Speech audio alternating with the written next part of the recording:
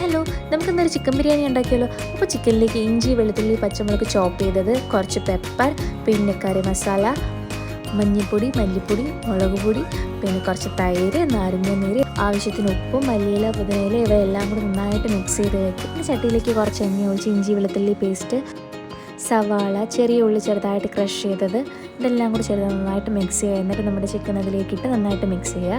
ഒരു പാനിലേക്ക് നെയ്യ് ഒഴിച്ച് സ്പൈസസും സവാളയും കൂടി ഇട്ട് നന്നായിട്ടൊന്ന് വഴറ്റുക. എന്നിട്ട് നമ്മുടെ അരിയിട്ട് ഹൈ ഫ്ലെയിമിൽ നന്നായിട്ടൊന്ന് വഴറ്റിയതിന് ശേഷം നല്ല ചൂട് വെള്ളം ഒഴിച്ചു കൊടുക്കുക. പിന്നെ കുറച്ച് രണ്ട ഇലയും ഉപ്പും കൂടി ചേർത്ത് നന്നായിട്ട് മിക്സ്.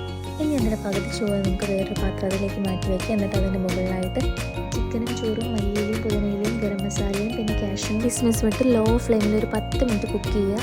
എന്നിട്ട് ഓപ്പൺ ചെയ്യുക. അടിപൊളി ഒരു മണം വരും. അടിപൊളി നമ്മുടെ ബിരിയാണി റെഡി ആയിട്ട് അടിപൊളി ടേസ്റ്റാണ്, ഒന്നും പറയാനില്ല.